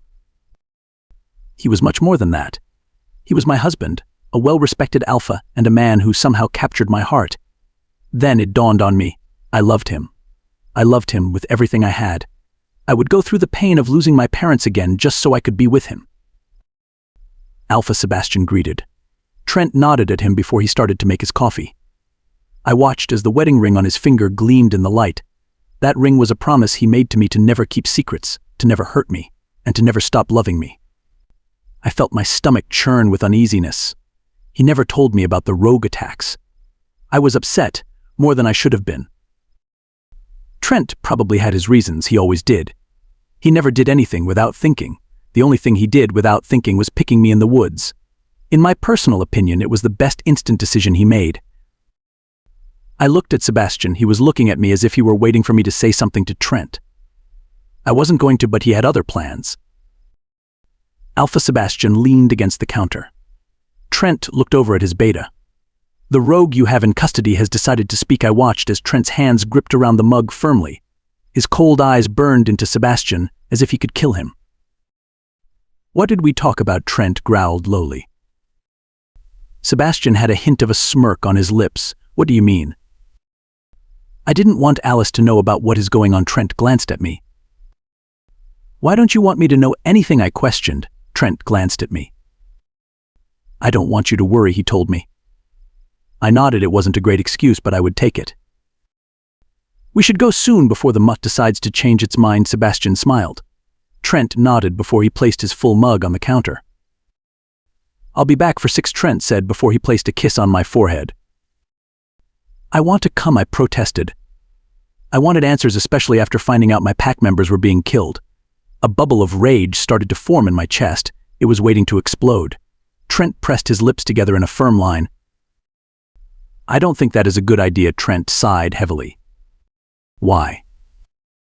I just don't think it is a good idea. He sounded angry. His face started to turn a light shade of pink and his shoulders tensed.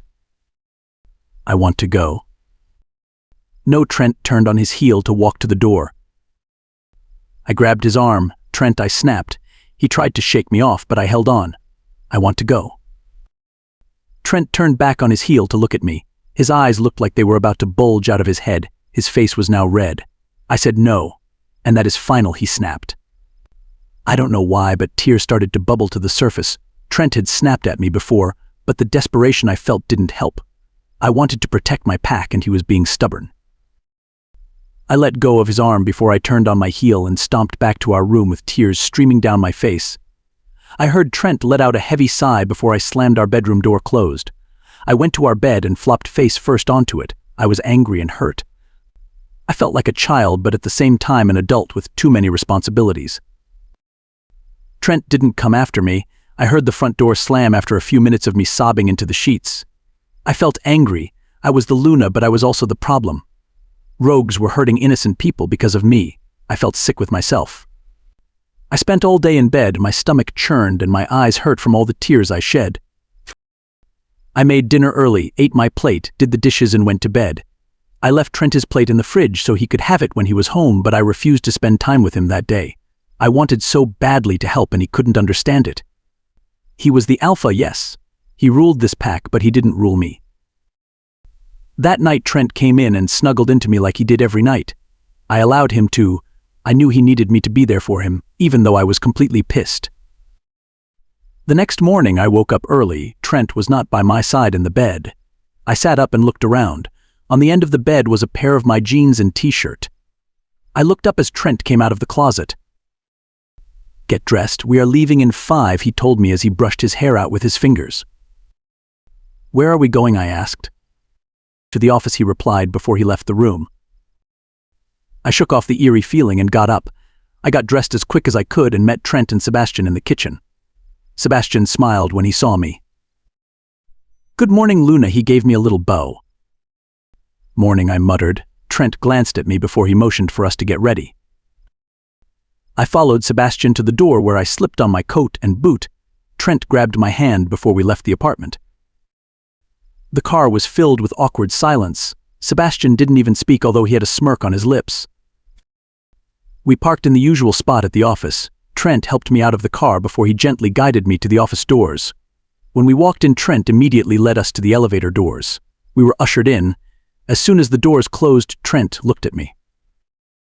"What you are about to see might be disturbing, so if you are sure you want to come be my guest, but don't let it change any positive thoughts you have about me." My stomach started to churn. "I want to see," I told him. He glanced at Sebastian before back at me. He gave me a slight nod before he pressed the down button. I felt my stomach churn more when the elevator shot down. I had never been anywhere else but the top floor. When the doors opened again, the stench of blood and urine filled my nose. It made me feel sicker. My stomach lurched and I had to swallow to keep the bile down. Trent looked at me once more. I gave him a nod. I looked forward. Outside the elevator was a hallway, but on each wall was a row of cages. Nobody was in them, thankfully, but it was obvious that there was some prisoners recently. The hallway was illuminated by a few bulbs that dangled down on string like wires. They barely showed anything. At the end of the hallway was a large metal door. Trent held my hand tight before he guided me out of the elevator and down the hall. I tried to keep the bile down as long as I could, but after passing a few of the cages I had to turn my head away from the men and empty the contents of my stomach on the cement floor. Trent rubbed my back as I did so, while Sebastian tried to hold my hair back even though Trent gave him a menacing growl. When I was done, I wiped my mouth with the back of my hand and looked up at Trent. He was looking at me with pursed lips and soft green eyes. "Sorry," I muttered. He frowned. "Don't apologize." He rubbed a few more circles on my back before we continued down the little hall. "I don't think I made it that far without puking the first few times." Sebastian laughed. I forced a smile his way. When we stood in front of the door, it turned awkward. Nobody was laughing or smiling. I didn't know what was waiting behind the door, but I knew it was probably a person and it wouldn't be good. Trent looked down at me once more as if he was asking if I was sure. I nodded before he suddenly pushed the door open. The smell was awful. It was a mixture of blood, sweat, and bodily waste. I gagged at the smell and threw up again. I didn't even get a chance to catch my breath before I heard a laugh. The laugh was high-pitched and made all the hairs on my neck stand on end. "Shut up, mutt," Sebastian snapped. I silently thanked him. "Fuck you," the person snapped. When I finished vomiting, Trent helped me stand up and allowed me to lean on him for support. I looked up through teary eyes to see a man strapped to a chair under a light. His face was covered in blood and bruises. His cheeks were sunken in, as if he had been starved for weeks. The man's eyeballs no longer had white. Instead, it looked like all the blood vessels in his eyes had popped. His nose had dried blood under it, and his lips were puffy and cut. The man had short brown hair that was caked in blood. His clothes were caked in dried blood and bodily waste. His fingers looked raw, and he was missing some fingernails. "Half of this isn't even from us," Sebastian leaned down to whisper to me. I glanced down at the floor where the chair was. Before I could see anything, a stream of bloodied urine dripped on the floor. The man laughed as he saw my horrified face. I had just watched a man just piss himself, and he laughed about it. "What did you want to tell us?" Trent asked. The man attempted to smirk, but with his puffy and bruised lips it came out weird. "Nothing for you." The man's voice was hoarse. Trent frowned as the man's eyes zoned on me. "Ah, Miss Alice," he giggled. "We've been trying to contact you, but you haven't responded." "I haven't received anything from you." The man faked a gasp. "Did your husband not tell you?" I turned to Trent. "How did they know we were married?" "Did you fuck her yet?" the man asked Trent. Trent growled. "I bet you did, you dirty fucker," the man continued. "You might want to pray to the moon goddess she isn't pregnant. I don't know how Helios would react to that. The man attempted to smirk once more. Who is Helios? Sebastian asked. My leader. He wants to save this whore for some reason. His mission is to save her to break Alpha Valentine. I think you should take Alice home now, Trent growled before he handed me over to Sebastian. Sebastian stood frozen with me in his arms. Before Sebastian or I could react, Trent was in front of the man. Hello, the man mocked. Before the man could utter another word, Trent snapped his neck. The sound echoed through the room. I knew it was real, that my husband had actually just killed someone in front of me, but the noise sounded like something out of a horror movie. I clung onto Sebastian for dear life. I knew Trent wouldn't hurt me, but I knew if I had let go I was going to throw up or pass out. I watched as the man's body slumped down in the chair. Another stream of piss dripped down his leg and the room quickly filled up with the horrid smell of feces. The man was officially dead. I wanted to say something to Trent, but before I could, he shifted into a large black wolf and ran past us into the elevator. We turned and watched as he jumped up to press the buttons with his paw before the elevator doors shut. I don't remember leaving the office. Maybe it was the shock, or maybe I passed out. I can't remember. I do remember being brought into the apartment and being set on the couch. Sebastian sat with me in silence. Both of us had nothing to say for what we had just seen. I wasn't angry at Trent anymore. I just wanted him home with me. He never came home that night. I waited up for him, but he never came. I expected to be woken up by him getting into bed, but I never was. I stayed by myself the entire night. I woke up the next morning by the sound of the shower turning off. I knew it was Trent. I felt the red-hot anger as soon as I saw the steam pour out of the bathroom into our room. He left me alone all night, something I had attempted to do a few times, but he always came and brought me to bed. He was an asshole. I watched him walk out of the bathroom with a towel wrapped around his hips. I watched as he glanced at me underneath his eyelashes briefly before he saw I was awake and made his way to the closet after turning off the bathroom light. I threw the blanket off me before I jumped out of bed and stomped over to the closet. I flung open the door a second after Trent dropped his towel. He quickly covered himself with one of his hands before he turned to me with wide eyes. What are you doing? He asked, alarmed. I'm mad at you, I stated as I pointed at him. You left me alone all night after you got mad that I tried to sleep in another room. I felt my breathing start to pick up as I worked myself up. You are a hypocrite, I snapped. He raised his brow at me before he bent down to pick up his towel. He moved his hand away from his dick for a brief second. I got a small glance at it before the towel was once again wrapped around his hips. He took a step towards me before placing one hand on the wall above me. He leaned down to place a quick kiss on my temple. He moved his face so that he was only a few inches away from mine. I'm sorry, he said in a husky voice before he placed a kiss on my lips. A sudden wave of arousal shot through me. I let out a moan as he moved closer to me. He continued to kiss me until my legs felt like jelly and my need for him started to grow. I had no idea where the sudden arousal came from. All I knew was that I needed Trent in a way I had never needed him before. He fingered me and gave me oral pleasure before, but this felt different. Those times we were testing our boundaries. Please don't moan like that, he mumbled against my lips. I frowned. Was I doing something wrong? As if he read my mind, he answered, It's turning me on too much and I don't want to scare you anymore, he mumbled. You aren't scaring me, I mumbled. Do you want to? He asked. Yes, I answered. He smiled once more before he picked me up. I wrapped my legs around his hips before he carried me out of the closet. I blushed as he placed me on the bed. He gave me one last kiss before he pulled away and walked out of the room. I felt confused until I realized that Sebastian was probably on his way here. I wiggled my way up the bed to the pillows, just as I heard Trent come back into the room. He closed the door behind him before he locked it. I felt the butterflies erupt in my stomach as Trent moved so he was on top of me. He pressed his lips to mine and slowly they started to move together in sync. I placed my hands on his bare shoulders as well, kissed. After a while of kissing, he slowly helped me out of my PJs. I felt self-conscious. I wasn't wearing sexy underwear. I was wearing a pair of black boy shorts and no bra. Once my shirt was off, Trent slowly started to massage my breasts. It sent a wave of heat to my core and I let out another moan. I felt Trent hard from behind the towel. He removed his lips from mine and instead started to kiss down my jaw to my neck.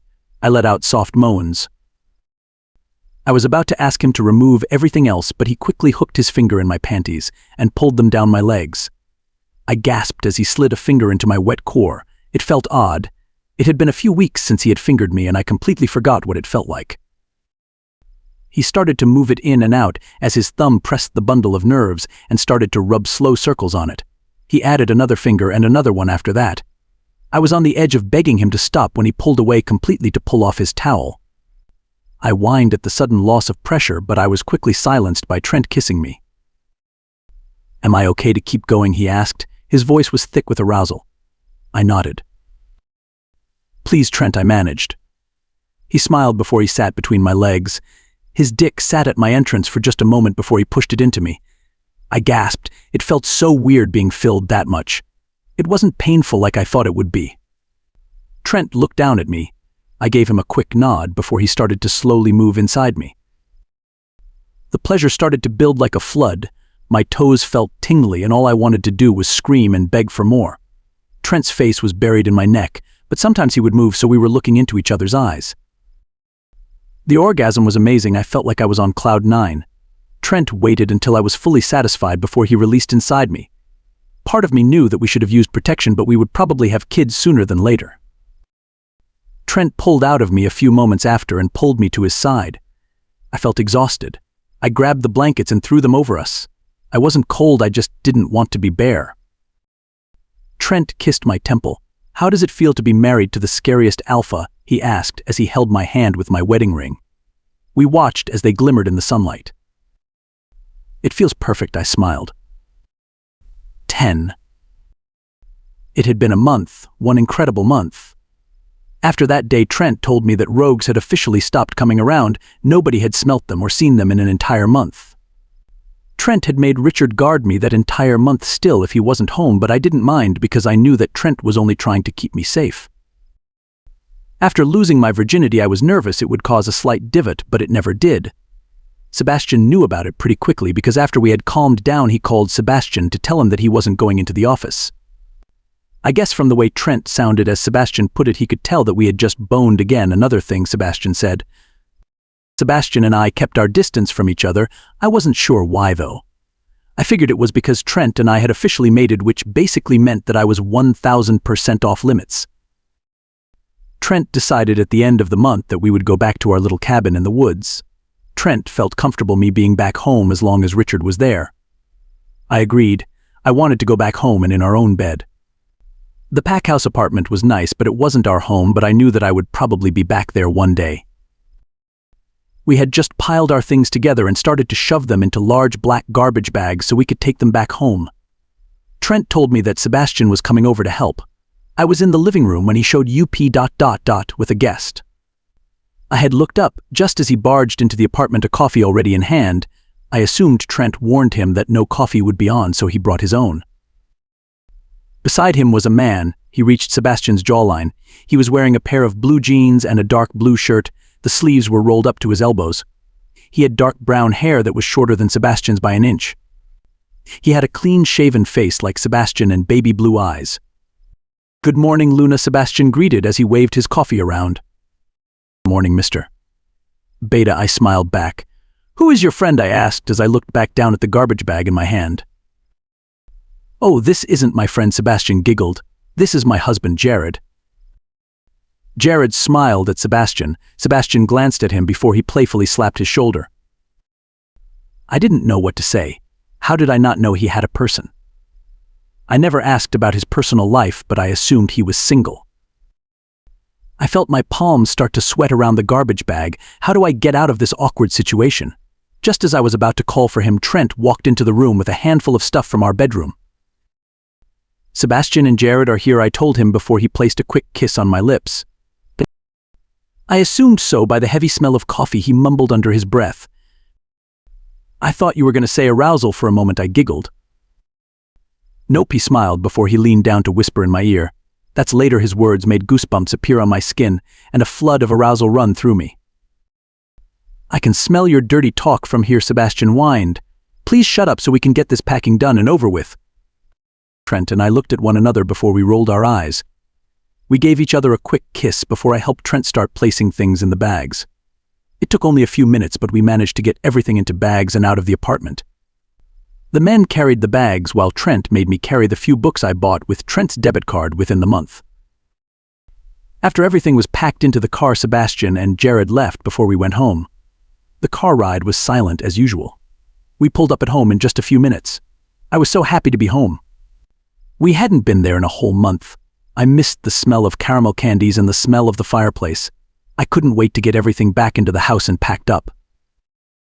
Trent thankfully helped me get everything into the house and into the laundry room for me to start on. I dumped the bags on the floor in front of the washer and started to sort them. I threw in a few items before I went to work on cleaning while Trent worked at our breakfast bar on his laptop, finishing up a few emails before he got ready to go to the office. He had thankfully taken the morning off to help me so I wasn't alone. "Richard will be here in 30 minutes, Trent told me as I filled a bucket full of hot water and soap. Okay, I smiled at him. Trent offered me a small smile before I went back to cleaning. The 30 minutes came and went, and soon Trent left. I smelt Richard outside, so I knew I was safe. I cleaned all day until I knew I had to start preparing dinner. I decided to make a nice roast with carrots, mashed potatoes, and gravy to celebrate our first night back home. As I was mashing potatoes, a thought crossed my mind. Trent never asked me to change. I remembered when my mother and I would talk as she brushed my hair, she told me to always expect to change and to always be obedient. I wanted to take her words of advice, but the problem was Trent never asked me to change. He never told me how to dress or how to act. I did it on my own. He never told me to stop enjoying puzzles or that my love for classic novels were stupid. He took me how I was, and that was it. He truly did love me, I think. I knew I loved Trent. Trent was different. He was strong, independent. He protected me. He showed his emotions to me. It was if he was truly meant for me in a way. I knew he chose me, but maybe he caught my scent and went into the forest for a reason. I was too caught in my thoughts that I didn't realize Trent was home until I felt him wrap his arms around my waist. He placed a kiss on top of my head. "What were you thinking about?" he asked softly. "Just us," I sighed softly. I gently pressed myself further into his arms. He placed a gentle kiss on my head again. "What about us?" he asked.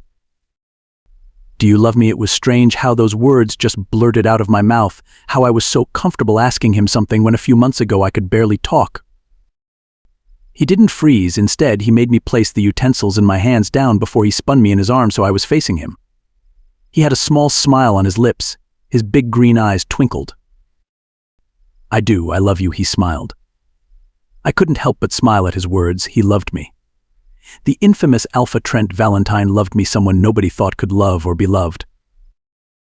"I love you too." I felt the tears start to well up in my eyes as I looked up at my husband. I wrapped my arms around him and pressed my face into his chest. He wrapped his arms tightly around me before he placed sweet, chaste kisses on top of my head while I slowly inhaled his scent. He was mine and he loved me. The night flew by quickly. I managed to finish dinner before we watched TV before we went upstairs and practically broke the bed with our extra activities. The next morning we were back onto our set routines. It was now April and spring had started. Trent told me that every spring the pack throws a small festival to thank the moon goddess for their mates, pups, and their lives. Everyone had a day off work, including the Alpha and his commanders. Everyone gathered in the city and walked down the main road holding small dishes of food to offer at the graveyard. I had to wear my wedding dress to the festival because my marriage was the only thing I was really thankful about that year. The morning of the celebration I threw on my wedding dress and brushed out my hair as well as Trent's. It had been something we had done every morning. I was excited to go to the festival. I wanted to thank the moon goddess for my marriage, which showed me the true colors of Trent, myself, and my family. For our thanks, I made the same dinner I made for Trent on my first day I spent in the pack house. I made enough of it so we would have it for dinner that night because I knew that it would be a day of remembering and celebrating. Trent helped me throw on a cardigan before we left the house. I was excited. I hadn't really seen the pack unless I went grocery shopping. I practically bounced in my seat the entire time on my way to the festival. When we got to the city, we parked in the office parking lot and walked to the edge of the city where everyone was. Ex-Alpha Brian was there making a speech on how grateful we should all be on the special day. I held Trent's hand tight as we waited for the speech to be over.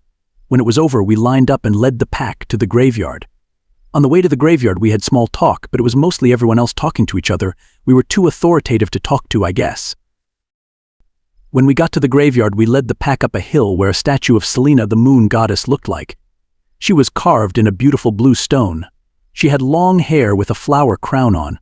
In her petite hands she held a moon. She was looking down upon it with a small smile. Trent and I placed our plates down first and said a quiet thank you before moving and watching the rest of the pack members place their plates down. The festival only took a few hours, and soon enough we were back home. As much as I loved my pack and wanted to protect them, I liked being home, and I liked being with Trent. Our day went like any other after we changed out of our wedding clothes. I heated our dinner up before we built a new puzzle, put it away, and went to bed. In the night I woke up, I heard someone knocking on our front door. I knew it wasn't Sebastian only because he never knocked. I turned to Trent, who was still asleep. I went against my instinct telling me to wake him up. I threw the blankets off me before I slipped out of bed and searched in the dark for a pair of pants off the floor. I found a pair of sweats before I threw them on and made my way out of our bedroom and down the stairs. I didn't turn on any of the hall lights in fear of waking Trent. When I got to the bottom of the stairs, the knocking seemed to soften slightly. I turned on the light that shined enough light for me to see the small area at our front door. My gut told me to turn off the light, run upstairs and wake Trent, but I didn't even when I could smell the faint scent of rotting corpses. 11. I opened the door and there they were. Two boys who looked to be about Carl's age stood at my front door. They both wore black and reeked of rot. The one on the left was tall with pale skin and a baby face. He had curly blonde hair that hung over his face slightly. The other one had ebony skin. He seemed friendlier than the other one. He was about my height with a slim body. Alice, they greeted. I felt the breath being sucked from my lungs. I felt my voice catch in my lungs. Hello. Get your coat on, we have to go, the one on the left said. I felt myself go into fight or flight mode. No, my voice was harsh. The boys didn't look too surprised at my reaction, they just glanced at each other. I opened my mouth to scream for Trent, but I didn't have to, because I heard his heavy footsteps already coming down the stairs. By the sounds of it, he knew what was going on and was pissed. I felt his presence behind me and instantly felt better. The two boys gave us a once-over before they turned on their heels and ran off our porch towards the trees. I didn't close the front door until I could no longer see them. Once the door was closed, I knew I was going to be in trouble. I had placed us in danger once more. I didn't even turn around before I heard him speak. What the fuck were you thinking? Alice, his voice was rough. I pressed my forehead against the door in hopes it would eat me and I wouldn't have to face my husband. Are you going to answer me? He snapped. I jumped slightly. I don't know, I mumbled. You do realize that they could have hurt you. I'm well aware. My voice was meek. I was embarrassed at my actions, but also terrified. Trent would never lay a hand on me in anger, but it was still terrifying having someone yell at you. Do you not care? He asked. I do. Trent, I started. No, don't you Trent me. You know full well what is going on around here, yet you still put yourself in danger. I let out a sigh before I pushed myself off the door. I turned on my heel to face him. His eyes were large with his nostrils flared. His hair was facing multiple directions and his arms were crossed over his bare chest. I need to go to bed, I told him before I attempted to walk around him, to go back upstairs. He grabbed my arm. His grasp was gentle but firm. We aren't done talking. His voice was softer now. I really just want to go back to bed, I spoke without looking at him. He let out a sigh before letting go of my arm. He followed me up the stairs and into our room. He locked our bedroom door before he followed me into bed. I kept my back facing him as he crawled into bed. We are not playing this game, he told me before he carefully flipped me so I was facing him. I kept my eyes closed as he pulled me to his chest. It wasn't long before I felt the tears gather in the corner of my eyes. He held me as I cried into his bare chest. Occasionally he would press a kiss to the top of my head and whisper things to help calm me down. The next morning, Trent got straight to work building up border security, house security, and allies. It was difficult knowing he was throwing himself completely into his work, all because his stupid wife was causing issues. I had made the selfless decision that next time one of Helio's minions came to get me, I would follow them. I had no idea why they wanted me, although the rogue did say they wanted to rescue me from Trent. I had no idea what they would do once they had me. Trent came home multiple nights upset because meetings with other alphas didn't go well. I spent a lot of time trying to comfort him, but sometimes he would just go to the forest. This situation was taking a big toll on my life and I needed it to stop. Helios needed to stop, and I was the only person who was going to stop him. Sebastian would come by often now, not because of coffee but to check that the guards around the house were doing their job. He was no longer playful like he used to be. Instead, he was cold. I wanted so badly for my life to go back to the way it was. Simple. I never realized how much I loved my life with Trent until it completely changed. It had been about a month since my last contact with rogues. Trent and I barely spent time together only because he was trying to get Alpha Kane's pack to sign a treaty with him in case they needed more wolves for a war. Alpha Kane was being difficult only because Trent had used some foul language one time with him just after he became an alpha. It had been about 6 o'clock when Sebastian came to the door. He looked almost frightened. His blonde hair was sticking up in multiple directions, almost as if he had been on the brink of tearing it out before he got to the door. "Alice," he greeted me. "Is everything okay?" I asked. He shook his head. "Rogues have entered the territory. Trent wants you to stay inside. Close all the curtains and lock all the windows and doors." I nodded. "I have to go back and help. Please follow the instructions. Trent is currently on the phone with Kane. He hopes we will have backup soon." He then turned on his heel and ran off the porch. I knew what I had to do. I closed the door and ran upstairs. I changed out of my stay-at-home clothes, which was just sweatpants and a t-shirt, into a pair of jeans and a clean t-shirt. I didn't pack a bag, although I did lock the doors and windows except the back door which led to the woods. I knew they would circle the territory in an attempt to intimidate us, but I knew their tricks. I had heard my father talking about one of the battles he fought in before I was born, and one thing that they did was circle the territory. I knew if I got through the forest I would reach the edge of the territory. I left my rings in the mailbox and left. It didn't take long for me to reach the edge, where I saw a few stragglers looking around and sniffing. They all seemed to be about Carl's age or a few years older. They looked worn down from lack of food and sleep. Helios must mistreat them, or they haven't received any kindness in a long time. One of them spotted me, and soon enough a group of teens were charging at me. I braced myself for some sort of impact, but they just grabbed my arms and gently dragged me off my territory. Their grips were all surprisingly gentle. I didn't fight them as I followed them off my territory and through the woods. They didn't speak to me or each other as we walked. We walked for a while. Soon we reached a clearing where a large group of boys stood. They all smelled terrible. I had to force myself not to gag or puke once we approached them. The boys all had disheveled clothes and hair. Some of them had bruises, probably from fighting with each other or with other packs. The faint smell of cedarwood filled my nose as we walked towards the group of boys. I knew he was there and I was afraid. What would he look like? What condition was he in? Did he still love me? A few of the boys approached us. "Where is Helios?" one of the boys holding me asked. A boy covered in dirt stepped forward. He probably had pale skin once, but I couldn't see it.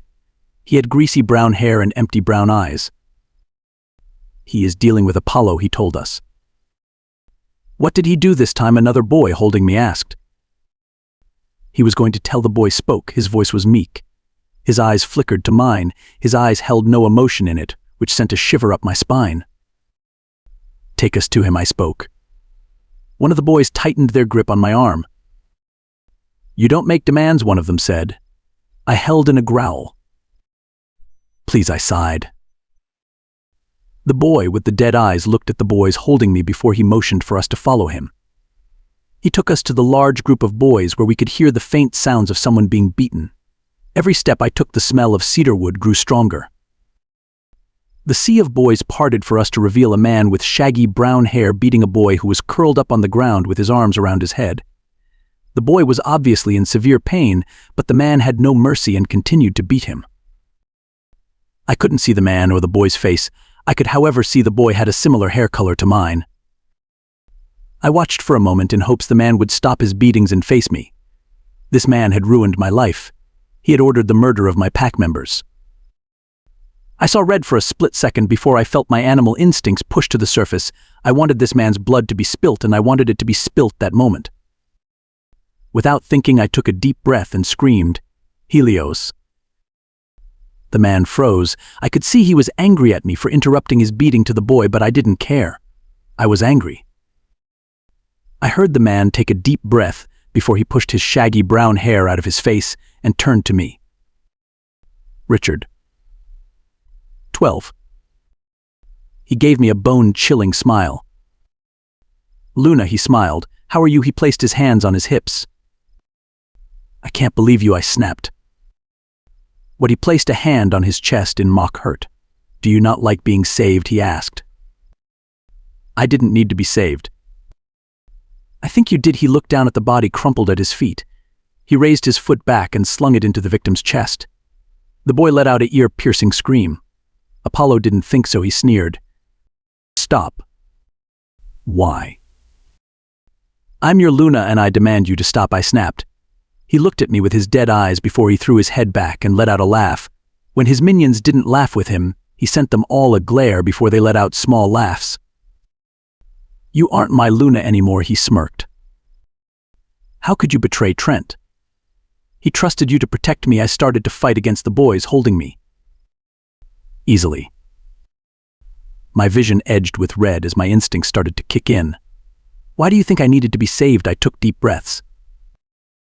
He searched my face for a split second before he looked down at the boy on the ground. He told me. He motioned to the boy on the ground. "A little boy told you I needed to be saved from my mate." I chuckled. "You saw me, you saw I was fine," I snapped. Richard rolled his eyes. Yeah, he waved his hand around. "I did see you, and that's why I wanted you for myself." I felt my heart stop for a moment. Did he seriously just say that? "I can't be yours. I'm married to Trent." "Well, once he is dead, that won't be an issue," he snapped. Spit flew out of his mouth and his eyes turned black. I felt a lump form in my throat. Trent wouldn't die. He was too strong for that. I would probably die and he would find a new mate. One that didn't cause trouble, one that didn't have rogues on her tail 24/7, and one whose family accepted them. I was pulled out of my thoughts when Richard started to sniff the air. It wasn't subtle either. "You smell different," he explained. "I've mated Trent," I responded meekly. "I knew that, but I mean you smell different." His black eyes looked me up and down before he moved away from the body and stomped towards me. I waited for him to hit me, but he didn't get a chance because the body he had just beaten started to move. Richard turned on his heel to see the boy who was black and blue sit up. The boy had a familiar look to him. Brown hair and green eyes that matched mine, and a starving frame. "Alice," the boy choked out. I recognized the voice. It all made sense. They lied to the rogues to get me. Helios was Richard and Apollo was my little brother. Tears brimmed my eyes in an instant. I had missed the little brat. "Carl," I choked out. He gave me a little smile before he turned to Richard. "You need to leave her alone," he growled with the little strength he had. Richard rolled his eyes at Carl. "Shut the fuck up," Richard growled. I watched as Carl attempted to shift, but he failed and soon he collapsed once more. I didn't get a chance to scream or cry for my brother before the boys tightened their grip on me. I felt myself start to shake as spots started to dance in my red vision. I watched as Richard pulled his arm back and swung it into my face. I felt my nose crunch into my face. I let out a scream before a river of blood started to flow out of my nose into my mouth. Black spots dotted my vision as a wave of dizziness hit me. My screams were soon cut off when he hit me under my ribs. It knocked all the air out of me. Tears filled my eyes once more, and before I was hit in the stomach, I collapsed to my knees before I was once more hit in the face, which knocked me out cold. I don't know how long I was out for, but I do remember hearing Trent's voice at some point in my unconscious state. When I woke up, I was in a hospital bed. The blankets felt like sandpaper against my skin. My vision was slightly blurred, so I blinked a few times. The room was filled with a white light that hurt my eyes while the beeping of monitors hurt my ears. I glanced around the room and spotted nobody. I was completely alone. I waited for a few minutes before a man in a white coat walked in with a clipboard. He looked at me with wide eyes, almost as he expected to see a dead person in my place. "Hello, Luna," he composed himself. "Hello," my throat burned. "Where is Trent?" He is just in the waiting room. We asked him to leave so we could bathe you, but you are awake. I want him here. Yes, Luna. I sat in silence until Trent barged into the room. He looked angry but relieved. His eyes were wide and his hair was disheveled. Alice, he sounded relieved. I smiled at him as best I could. How long have I been out? 2 weeks. I felt my stomach lurch. He made his way to the side of the bed and pulled over a chair to sit on. What happened? What the fuck do you mean what happened? He snapped at me. I came back to check you were safe. I found the front door locked with the back door unlocked, and you weren't there. His eyes were slowly turning dark forest green. I thought it would be best. Best for what? I thought that if I was gone they would leave the pack alone. I bit my lip. Well, they didn't, he sighed while he ran his fingers through his hair. I'm sorry. I dug my teeth into my lip a little harder. Trent didn't respond. He just dropped his head. When were you planning on telling me? He asked. He sounded hurt. Tell you what I asked. You were pregnant. What? I was pregnant? I didn't know. My lip trembled and I wanted to turn away from him, but I had so many things attached to me I couldn't. Oh, he whispered. I bit my lip until I tasted blood. Tears flowed out of my eyes so fast I couldn't stop them or wipe them away fast enough. My chest tightened as I sobbed. I was in pain both physically and emotionally. I was pregnant. Bye. Trent brought his chair closer to me and brushed my hair away from my face in attempts to comfort me. I'm sorry, I sobbed over and over. Trent just hushed me and continued to comfort me. I don't remember how long I had cried, but I do know I fell back asleep soon after. 13. They kept me at the hospital for a week to ensure that my body processed my miscarriage naturally and that I wouldn't require any extra treatment. I was thankful to be home after that week. The sheets hurt my skin with their rough texture, but I was too sad to ask for different ones. I felt like I had failed in life. I caused my pack danger and unintentionally put me and my unborn pup at risk, resulting in no pup at all. Being a mother was something I looked forward to, and it hurt to know that I could have been a mother if not for my stupid decisions. Trent and I didn't talk much. It hurt too much knowing I unintentionally killed his first child. I guess after I passed out they had tracked me down at least a half hour outside the territory. I don't remember being dragged that long, but I guess when you are thinking about saving your pack you lose track of time. The doctor told me they found me with the rogues circled around me while I was laying in a pool of my own blood. I guess I had been beaten more once I blacked out. Trent and Jared took me back while Sebastian made sure the order to slaughter the rogues happened, although they saved my brother. When Carl woke up they interrogated him in the dungeon where I met the first rogue before he was allowed to come visit me, where he explained everything. After the mating games Carl was very angry and felt that everyone failed me. He thought that I was lying when my mom told him I was fine. He decided to call Trent to make a deal. He wasn't sure what he was going to do, he just knew he needed to get me back home. I guess when Carl called the office Richard picked up and they negotiated a deal. If Carl gathered enough rogues he would help get me back home. He was looking for a reason to hurt Trent. Carl agreed and went rogue along with a few childhood buddies. They kept in contact with Richard through my parents while they continued to go from pack to pack collecting stray teens who wanted to be a bit rebellious. I guess after I was introduced to the pack Richard had an idea. He wanted me and he was going to have me. He called Carl and told him that he would kill me if he couldn't have me, so Carl let him claim me in hopes I would be safer. After that Richard became more demanding and even started to beat and kill members of his rogue army, which made Carl rethink his deal. He tried to make efforts to come see me to tell me, but Richard made sure he was always doing something to prevent it. On the night of the attack Carl hoped to come tell me, but Richard found out and beat him until he fell unconscious. After hearing Carl tell me everything my opinion changed. At first I thought he just didn't care if I was happy or not. He wanted me home, which at first wasn't a lie, but he truly thought I was in danger and risked his own life to save me. Carl felt terrible about my miscarriage. He told me he wished he had just left me alone. I couldn't blame him for the death of my baby. I could only blame myself and my stupidity. It was my last day at the hospital. The week had gone slow and I was almost relieved to go home, but at the same time I wasn't sure if I would be able to stay with Trent after what happened. I didn't deserve him. I felt extremely depressed after waking up, so my days were made up of a lot of crying and self-hatred for what I did. I dealt with it mostly alone. Trent and Carl helped me pack my books and PJs up while I took a shower in the hospital bathroom. When I got out, Trent brought me a pair of clothes. The doctor gave me a quick check once more before he gave us the okay to go home.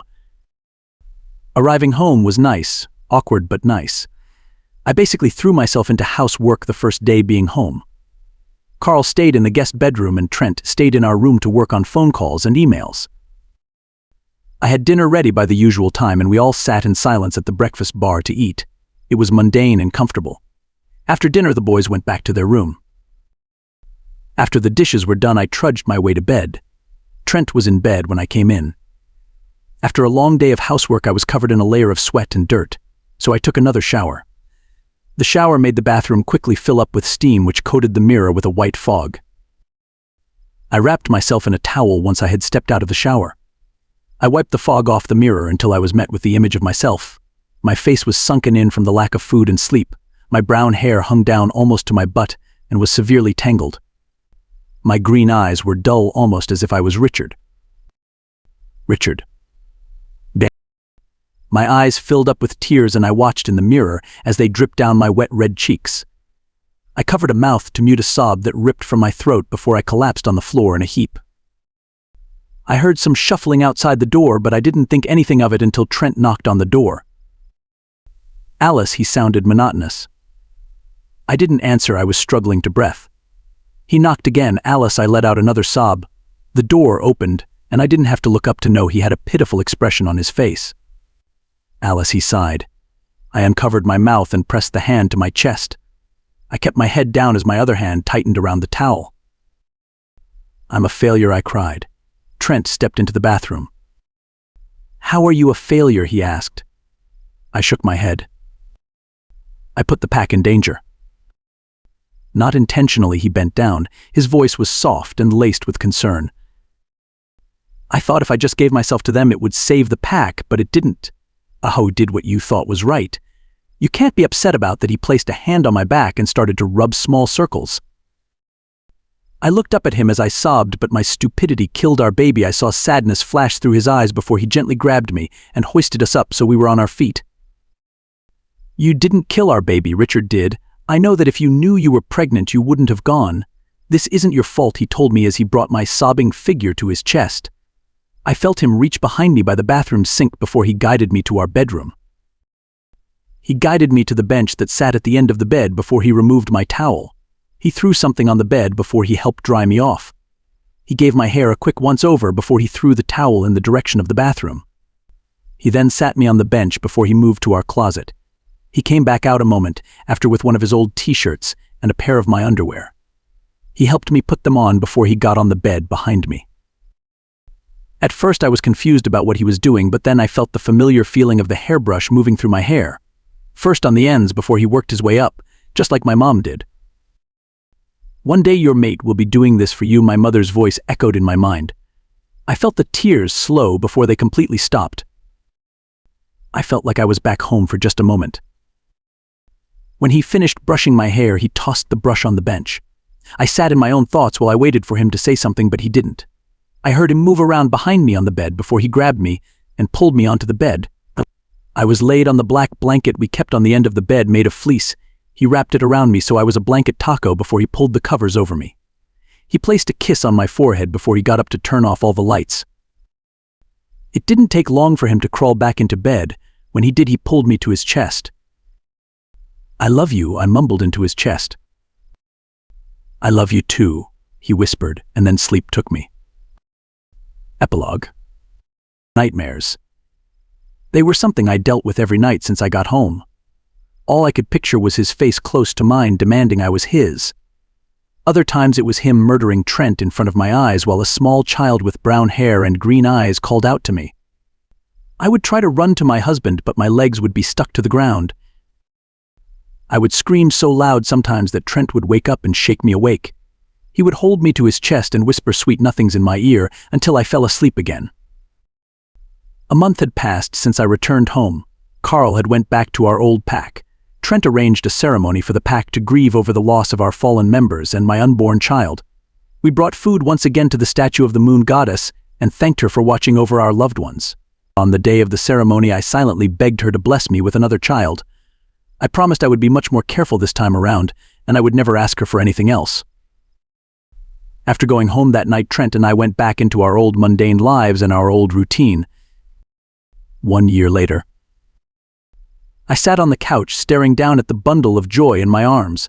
He had a tuft of black hair on top of his head and piercing green eyes. We were waiting for Trent to be home for dinner. I had dinner made and already on the table waiting. A random TV show played in the background while I stared at my son, Lucas.